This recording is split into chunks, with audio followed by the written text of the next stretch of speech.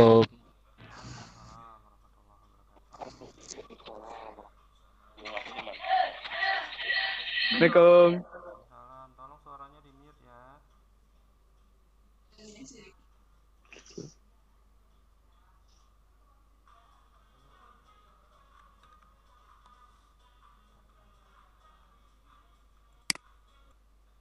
Ya, assalamualaikum warahmatullahi wabarakatuh. Selamat pagi menjelang siang. Kali ini kita kembali mempelajari mata pelajaran pemrograman dasar ya. Pemrograman dasar. Mudah-mudahan kali ini kita lebih memahami lagi tentang logika dan algoritma. Kali ini iya masuk sudah. Kali ini kita akan sedikit lebih menarik ya. Saya akan coba dengan simulasi. Nah, dengan simulasi. Saya akan tampilkan dulu.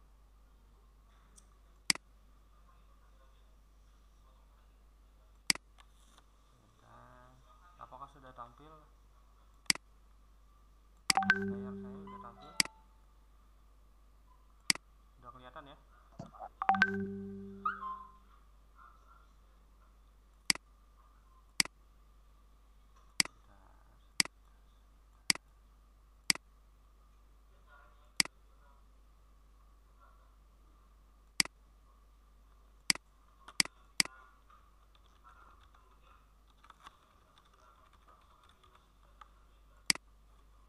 Oke, kita masuk dulu ke LMS. Di LMS, misal saya masuk satu kelas dulu ya. Di kelas M1, kalian bisa cari di pemrograman dasar. Kita masih di kompetensi dasar logika pemrograman komputer ya. Di logika pemrograman komputer di sini sudah saya masukkan materi yang kedua. Ini materi yang kedua adalah contoh logika pemrograman. Tapi sebelum ke sini, saya mau balik dulu ke logika algoritma yang kemarin. Kan kemarin saya masih membahas yang bahasa natural ya. Ada juga nih. Oke, yang bahasa natural, ekspresi melalui bahasa natural. Dan bahasa natural kemarin kita udah coba, ada tugas yang baru gabung, yang bahasa silakan dibuka LMS-nya, nanti ada tugas. Ini yang Nah, sekarang sebentar ya, saya izin bentar aja, 5 menit. sudah 5 menit lah, bentar.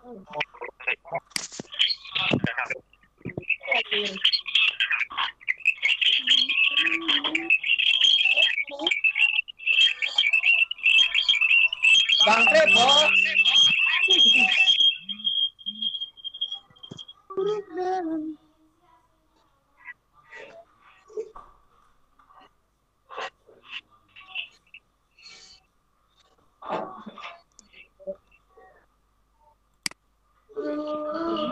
Mohon maaf tadi ada anak saya baru pulang. Jadi kita lanjut. Kalau kemarin kita sudah belajar mengekspresikan melalui bahasa manusia.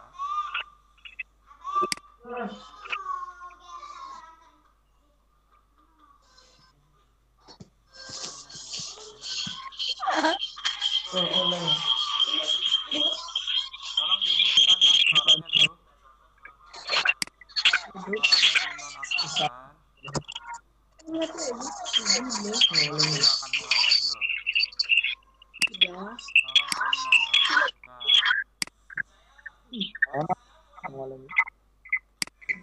Sumpah dulu. Iya, ini berapa kali? Teleponnya mengganggu yang lain nak. Masuk dulu bukan karena bilang bawa kau nanti. Halo,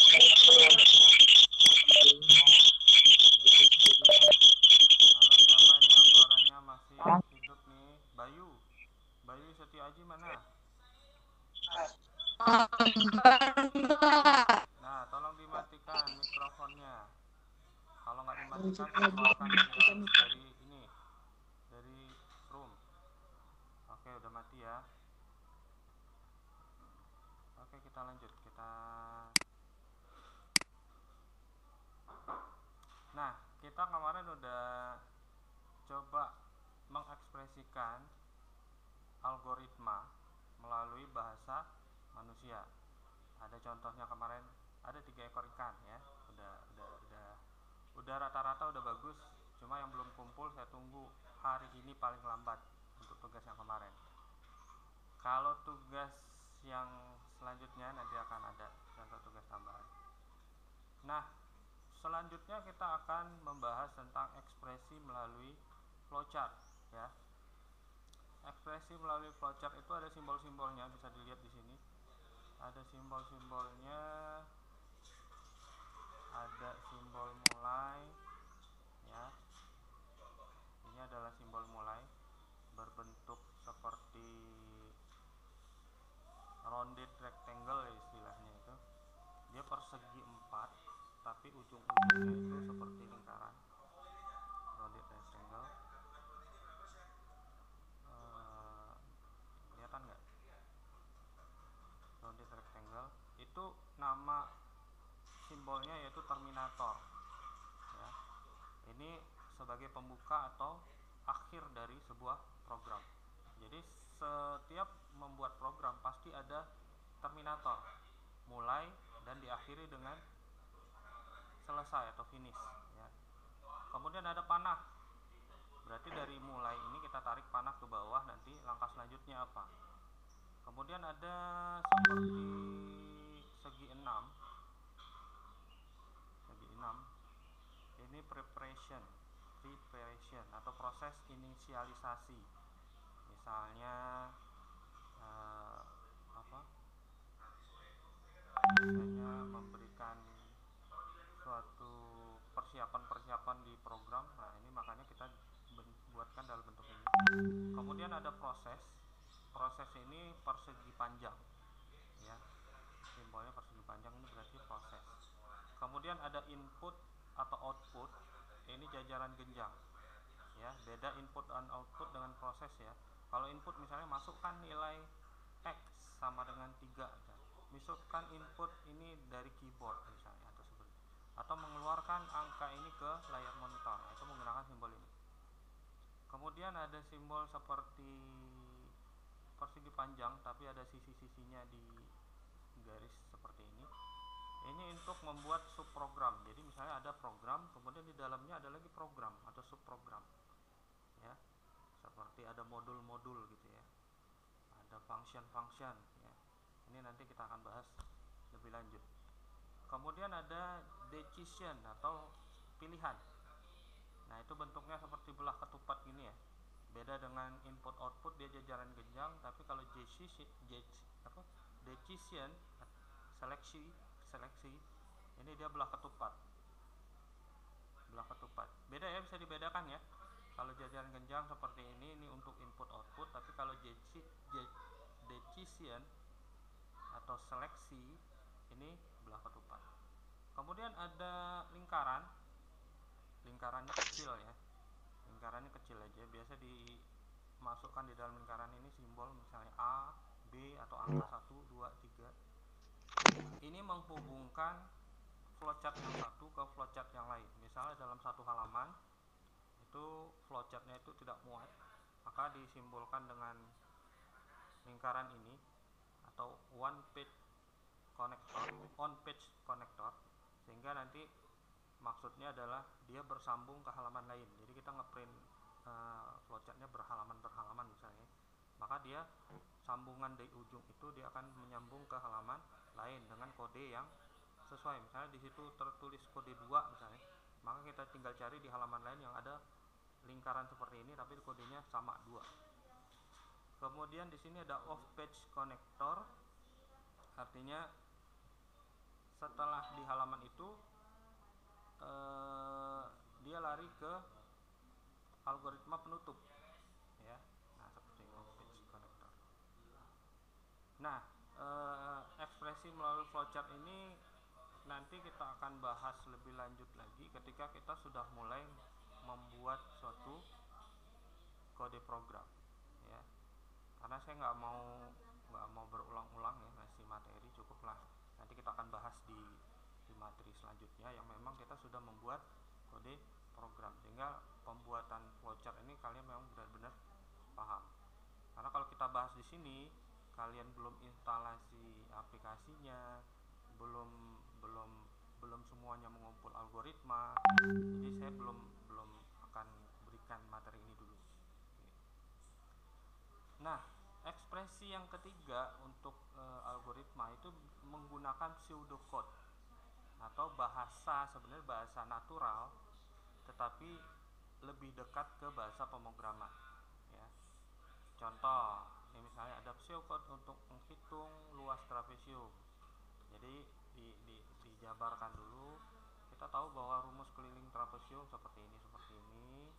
Nah, mana pseudocode-nya? Pseudocode-nya yang ini. Maka dalam penulisan pseudocode sebagai berikut. Nah, seperti ini, program hitung luas trapesium ini namanya. Kemudian dideklarasikan var variabel ya. Ada luas, ada AB, ada CD, ada T, itu sebagai integer. Nah, ini sudah mirip seperti bahasa pemrograman, tapi ini masih belum bahasa pemrograman ya. Karena kalau bahasa pemrograman nggak kayak gini nulisnya. Ya. Jadi ini sudah sangat dekat dengan pemrograman, tapi dia masih belum pemrograman, maka disebut namanya dengan pseudocode. Kalau dengan flowchart tadi dia simbol-simbol saja, tapi kalau di sini dia masih berupa kata-kata, tapi kata-katanya udah dekat dengan pemrograman. Nah, terakhir dalam pembuatan program ya, yang pertama kali kita harus tahu dulu itu mendefinisikan permasalahan. Ini contohnya yang trapesium yang barusan, kita gambar dulu trapesiumnya ya untuk memudahkan. Kemudian kita cari referensinya bahwa kelilingnya itu apa, luasnya itu apa ya. Kemudian kita buatkan seperti kita menyelesaikan biasa permasalahan. Kalau contoh di matematika itu kita buatkan diketahui, kalau di fisika juga diketahui, jawab atau penyelesaian, kemudian kesimpulan gitu ya. Sama di pemrograman seperti itu. Kemudian kita analisis permasalahan dari diketahui seperti ini. Kemudian permasalahannya apa? Kita cari pokok masalahnya itu di mana, sehingga kita langsung mendesain algoritma yang paling efisien. Kemudian setelah kita desain algoritmanya, boleh menggunakan ekspresi bahasa natural, boleh menggunakan flowchart, boleh menggunakan pseudocode ya. Setelah kita buat, baru kita coding ya, pengkodian. Kemudian kita buat codingnya. Kemudian setelah kita bikin, kita running, kita uji coba ada error atau tidak. Jika tidak ada error, kita dokumentasikan. Dokumentasikan ini penting ya. Jika misalnya kita sudah buat seperti ini, kita dokumentasikan, kemudian ternyata ada penambahan-penambahan, maka penambahan baru kita akan lebih mudah untuk menambahkan, menyisipkan suatu program tambahan. Karena kemarin sudah batas ini, sekarang sudah batas ini, kemarin kita masih menggunakan ini ya, itu dokumentasi itu penting. Dan kalau kalian terbiasa mendokumentasikan pemrograman, maka kalian akan mudah mencari pekerjaan di dunia pemrograman. Karena di dokumentasi ini penting sekali, berarti ada tahapan-tahapan penyelesaian pemrograman ini kalian bisa dokumentasikan dengan baik, maka kalian juga akan menjelaskan program itu dengan baik kepada orang lain. Terakhir, paling finishing. Finishing ini dalam arti kalian masukkan desain ke dalam program kalian, ada icon-icon tertentu, ini bisa kalian masukkan ke dalam program. Nah, materi yang pertama kita sampai alur pembuatan program. Kemudian kita masuk ke materi kita yang kedua, yaitu contoh. Yang kedua ini agak menarik ya. Yang kedua adalah contoh logika pemrograman. Nah, di sini saya ada 3 contoh logika ya. Di logika yang pertama, logika 1, ada seorang Pak Tani ya. Dia memiliki sayur, kambing, dan serigala. Anggap saja volumenya dan beratnya sama ya. mereka harus menyeberangi sungai, namun perahunya hanya cukup untuk 2 beban saja, Pak Taninya sama salah satu dari sayur, kambing, dan serigala. Nah, kemudian Pak Tani harus selalu bersama Pak Tani harus selalu bersama kambing dan atau serigala agar salah satunya tidak termakan. Nah, kita tahu kan, sayur itu kalau dibiarkan dengan domba, maka sayurnya dimakan domba. Begitu juga domba kalau kita biarkan dengan serigala, maka dombanya akan dimakan serigala. Nah, jadi di sini ada ketentuan atau ada clue bahwa Pak Tani harus selalu bersama kambing dan serigala, supaya si serigala tidak memakan si kambing. Begitu juga dengan kambing dan sayuran, harus bersama dengan Pak Tani. Nah, bagaimana cara mereka menyeberangi sungai?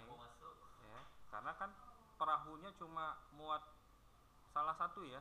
Misalnya Pak Tani dengan sayur, dia nyebrang. Kalau Pak Tani dengan sayur dia nyebrang, kemudian dia tinggalkan domba dengan serigala, maka begitu dia balik ke tempat semula, dombanya habis dimakan serigala. Jadi bagaimana cara penyelesaiannya? Kita saksikan video berikut. Di sini ada video. Kalian bisa lihat di LMS-nya. Oke, ini ada beberapa ya strategi logika petani dengan sayur, domba, dan serigala.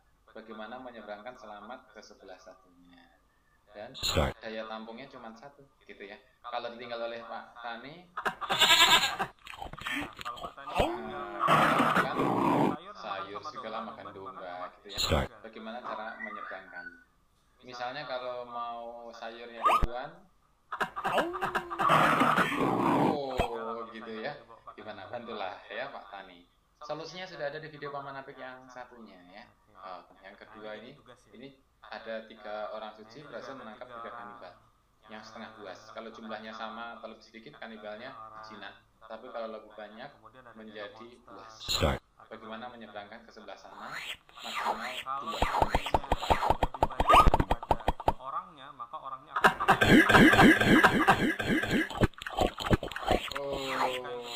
kasihan sekali ya. Gimana caranya? Kalau misalnya di sini.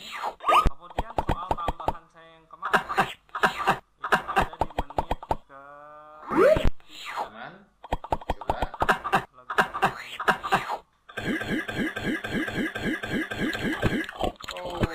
Juga lawan 2 ya.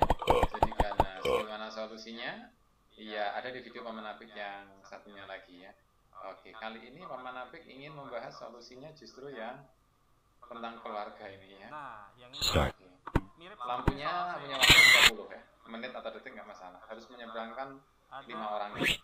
Masing-masing waktu yang dibutuhkan 1, 3, 6, 8, dan 12 ya. Kemudian paling lama 12. Yang kurusnya 1. Oke. Ini kasusnya berbeda. Contohnya misalnya bedanya gimana? dengan Karena 3. di sini nyala lampunya dibatasi hanya 30. Maka dikurangi 3 ya waktunya, yang 30 tadi. Waktu yang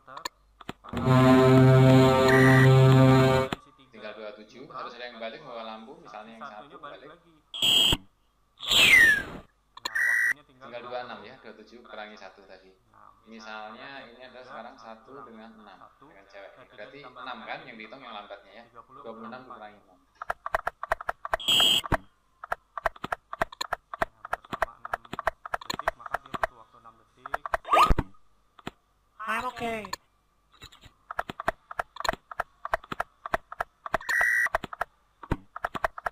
Tinggal 20 waktunya. Sekarang yang apa? Biar hemat yang 1 lah ya.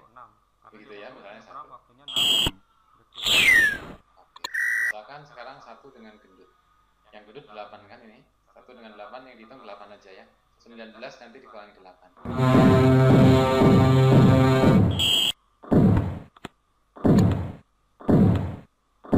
Nah, kira-kira seperti itu ya. Kalian bisa lihat videonya lebih lengkap di LMS. Dari ketiga logika ini ya, siapa yang berminat kita cobakan.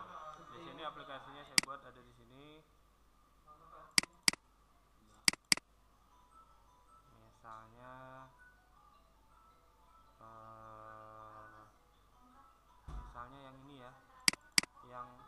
domba.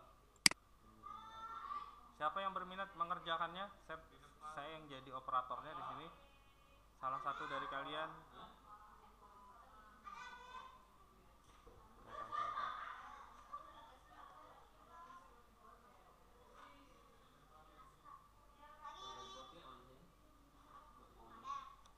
Nanti aja.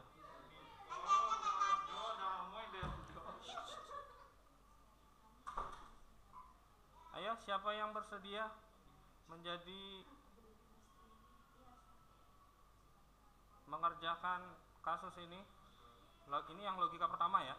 Ini yang logika pertama, ada sayur, domba dan serigala. Pak, ini cuman untuk ngetes ya kan, Pak? Iya, untuk ngetes. Saya tidak langsung ambil nilai. Coba, Pak.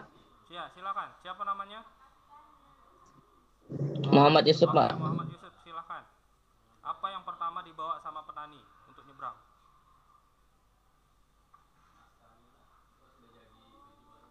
Kalau saya bawa sayur, Dombanya, Pak. Kalau saya bawa sayur, maka siap-siap serigala dimakan, serigala memakan domba.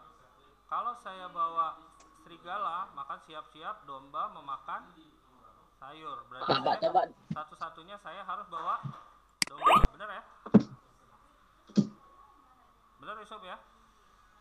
Kalau sayuran Dombanya, Pak. Coba, Pak, bawa, Pak. Oke. Dombanya bawa, Pak. Kita coba ya. Ya. Sekarang dombanya saya taruh. Domba, Pak. Coba, Pak. Dombanya saya taruh, kemudian saya balik lagi. Apa lagi yang saya mesti bawa?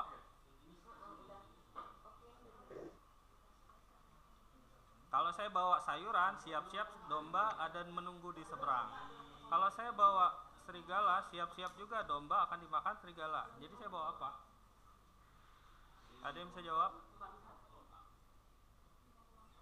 Bingung juga. Nah, Eh, kalian jangan bingung. Saya kerjain ya.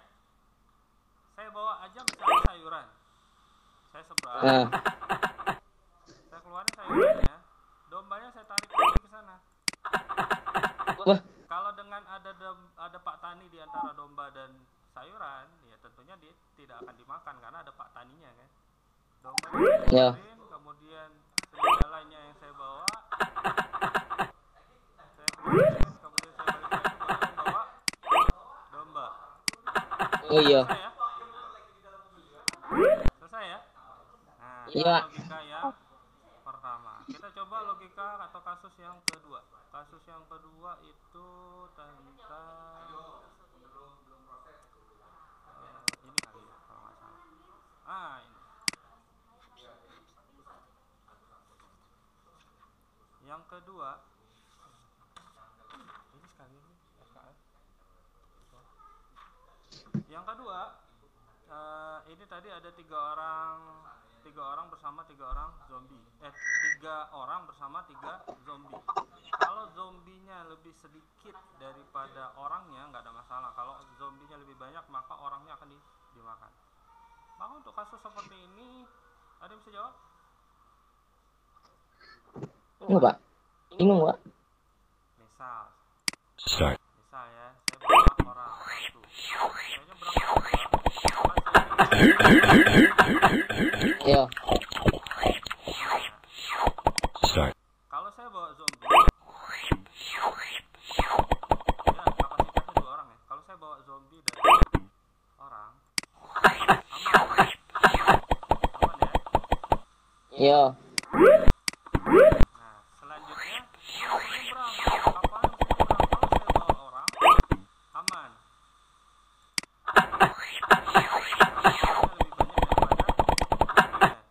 Benar ya? Selanjutnya Bawa zombinya, Pak. bawa zombinya. Saya bawa zombie. Ya. Zombinya lebih banyak daripada orang.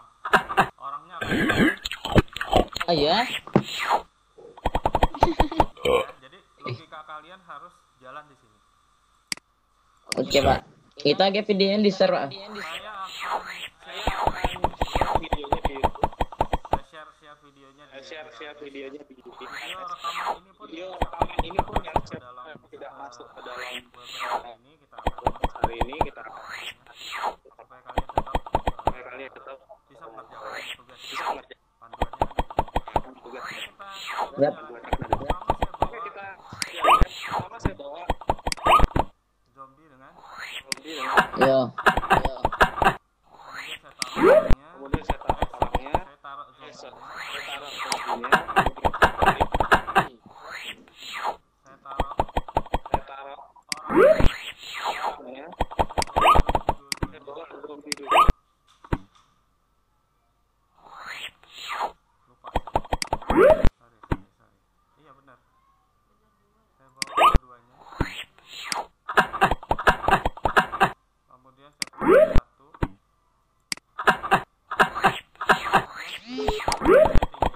saya bawa dua orang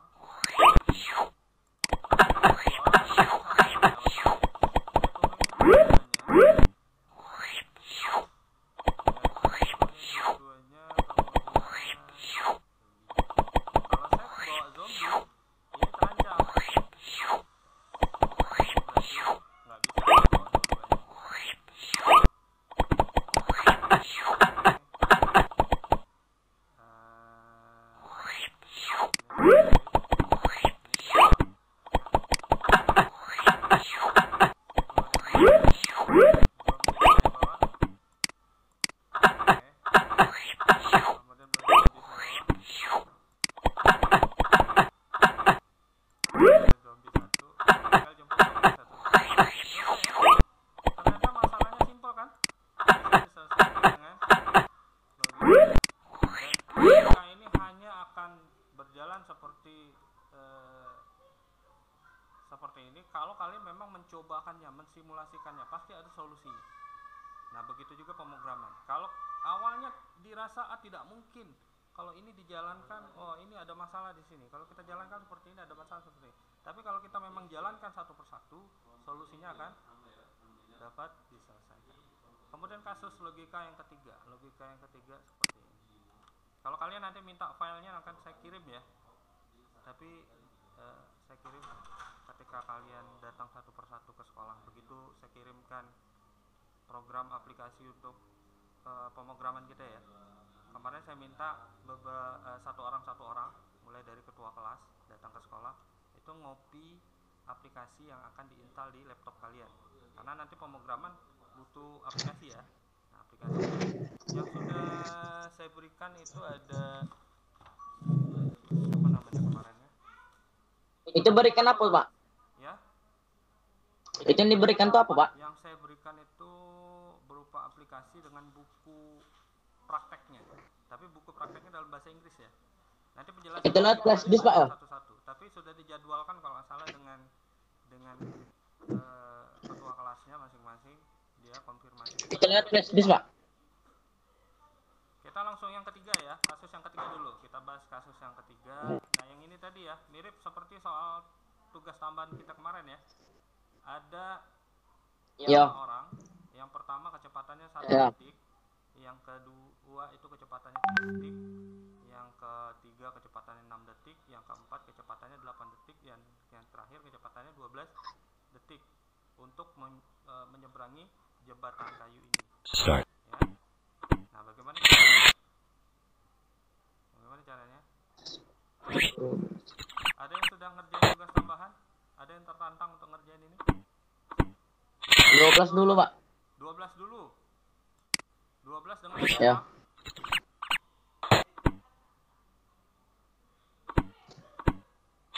12 sama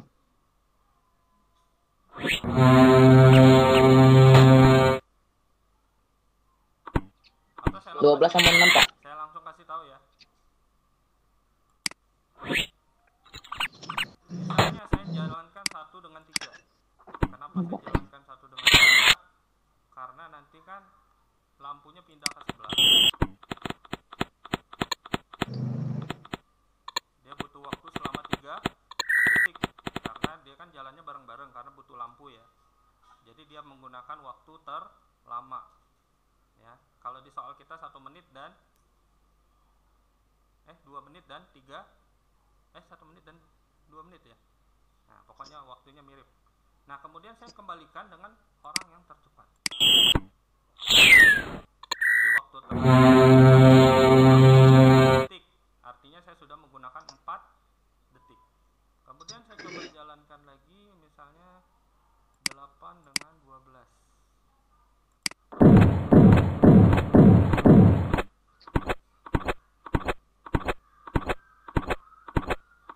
8 dengan 12 kita lewatkan. Berapa waktu yang dibutuhkan? 12. Kenapa 12? Karena si 8 menurut si 12. Kalau si 8 tidak menunggu si 12, maka si 12 jatuh karena nggak ada lampu ya. Bisa dipahami nih ya. Nah, setelah mereka berdua di sini, bikin lampu, yaitu yang kecepatannya 3 detik.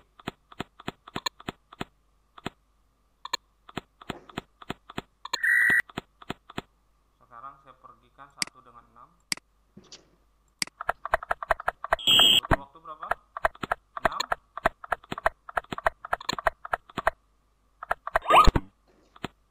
Oke.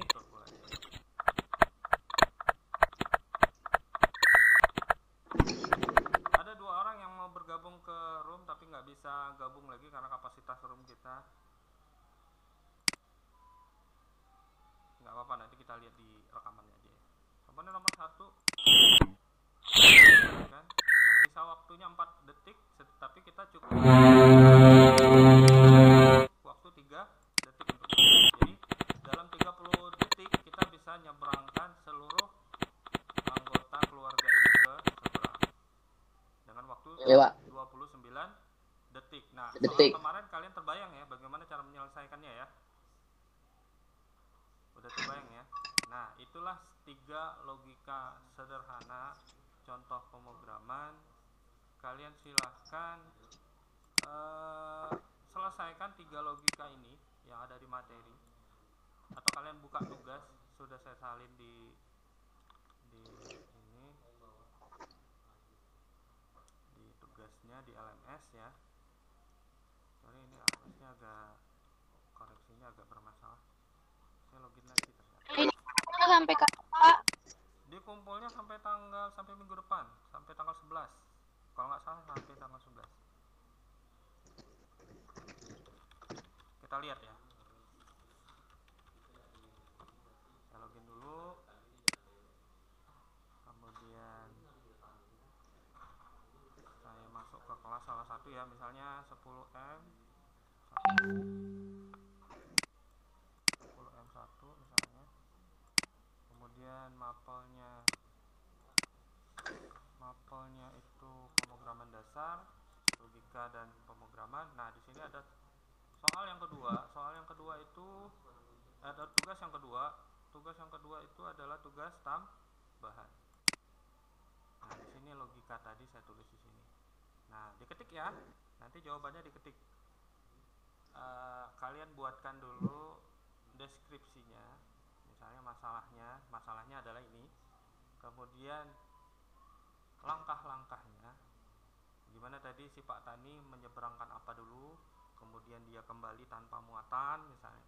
Kemudian dia menyeberangkan yang mana lagi, kemudian dia kembali lagi, gimana? Kalian ceritakan step by step, langkah demi langkah.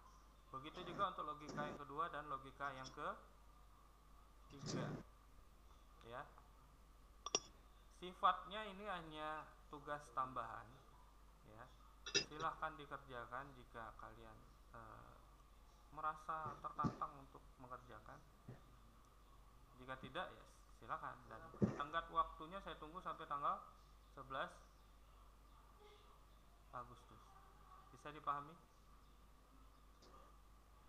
Bisa dipahami ya? Kumpulnya gimana Pak? Saya nggak minta difoto lagi ya, karena di foto ada beberapa, Pak susah Pak kalau difoto Pak, susah nguploadnya. Kalau ini kalian ketik saja. Panduannya gimana? Kalian buat dulu di buku tulis, nggak apa-apa. Nanti begitu sudah selesai, kalian tinggal buka LMS-nya, tinggal kalian ketik, nyalin dari yang sudah kalian ketik di tempat lain atau kalian tulis di buku lain, itu tinggal kalian salin. Jadi begitu buka LMS-nya tinggal ketik saja. Pak, waktu saya ngetik itu apakah kuotanya jalan? Kalian hanya akan jalan kuotanya ketika kalian sending, mengirim tugasnya, menyimpan tugasnya, mengupload tugasnya. Tapi kalau misalnya kalian lagi buka saja tapi kalian tinggal mengetik saja, itu kuotanya nggak jalan ya. Makanya kita menggunakan LMS supaya menghemat kuota kalian. Kecuali kalau kita lagi video conference seperti saat ini, itu kuotanya jalan ya, tapi kalau di LMS tidak. Nah, makanya kita menggunakan LMS. Sampai sini penjelasan saya.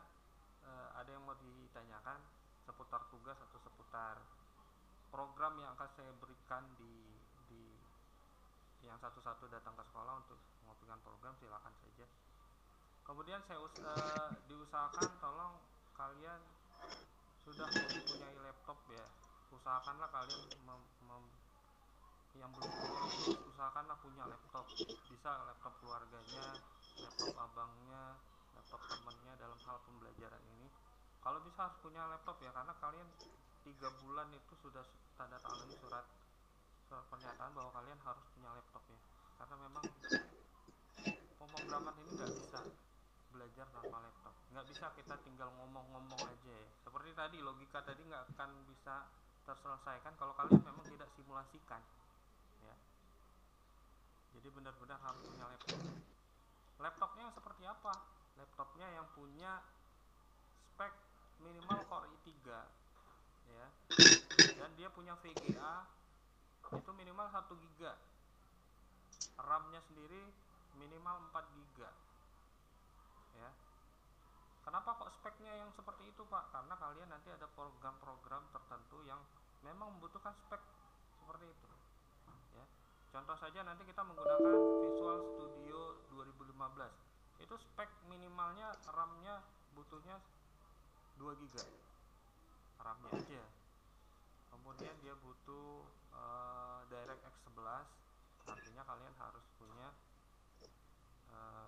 kemudian prosesornya kecepatannya kalau nggak salah 1,6 GHz minimal. Jadi kalau misalnya sudah Core i3 insya Allah masih bisa. Pak, kalau sudah terlanjur komputernya nggak memenuhi spek, sebenarnya kalau untuk di kelas 1 masih bisa, tapi nanti di kelas 2, di kelas 3 itu laptop kalian nggak bisa lagi dipakai. Nah, jadi speknya harus kalian upgrade ya, mau nggak mau ganti laptop. Nah, makanya mulai dari kami sarankan mulai dari kelas 1 inilah, daripada kalian beli laptop 2 kali, mendingan memang kalian yang belum punya laptop mendingan memang beli yang punya VGA minimal 1 GB, VGA nya 1 GB di luar memori RAM-nya minimal 4 GB ya. Prosesornya minimal 3 Core i3. Kalian bisa beli di toko komputer banyak kok, ada di VTech, ada di Eleven. Cuma kalau yang di VTech kita ada kerjasama, kalian dapat bonus up to 500.000. Kalian dapat headset, kalian dapat pelindung keyboard, kalian bisa dapat mouse Logitech, dapat mousepad, kemudian dapat program-program yang dipelajari di SMK. Karena kita udah jalin kerjasama, silakan aja. Tapi kalau mau dari toko lain silakan, nggak ada masalah, nggak ada paksaan. Pak, bisa ini nggak, bisa harus tunai Pak? Ya enggak, di sana juga ada fasilitas cicilan dengan bantuan pihak Adira, misalnya home credit misalnya, dan lain sebagainya.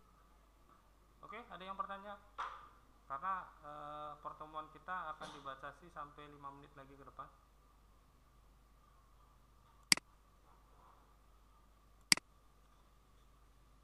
Absen mana Pak? Absen ya. Untuk absen sebenarnya kalau kalian buka materi di LMS, maka itu saya anggap udah hadir. Saya udah bisa lihat di sini yang datang 39. Kalau 39 saya buat 39 absen, berarti banyak yang tidak hadir. Maka kalau kalian buka LMS saya anggap hadir. Silahkan buka aja LMS, kerjain tugasnya, tugas utama kerjain, tugas tambahan kerjain. Oh, saya anggap hadir. Itu ya. Ada lagi yang mau ditanyakan? Udah, Pak. Oke, cukup. Anak MM nggak gabung dengan kita Pak ya? Gimana? Anak MM4 nggak gabung dengan MM1 Pak ya? Digabung semua, M1, M2, M3, M4 sekarang digabung semua. Kalau yang tidak gabung ya, rekaman kita sekarang ini saya rekam, nanti saya masukkan ke YouTube, nanti saya masukkan ke LMS. Jadi silakan. Oh, siapa sih? Yang nggak bisa bergabung saat ini silakan nanti lihat aja LMS-nya, ada video. Ada lagi yang mau ditanyakan? Tidak Pak. Nggak ada. Kalau nggak ada saya tutup ya. Lebih dan kurang saya mohon maaf. Ya, Pak. Jika ada pertanyaan lanjutan, kalian bisa japri ke saya, jangan di grup. Karena kalau di grup, satu grup itu Ya. bunyi gitu ya. Tapi kalau japri ke saya, biarlah saya yang bunyi. Ya. Ting ting ting ting gitu. Nggak apa-apa ya. Oke, lebih dan kurang saya mohon maaf. Mudah-mudahan materi kita pada pagi hari ini, pagi menjelang siang, kalian bisa memahami, kalian bisa mengerjakan tugas. Semoga bermanfaat. Akhiri assalamualaikum warahmatullahi wabarakatuh. Waalaikumsalam warahmatullahi wabarakatuh.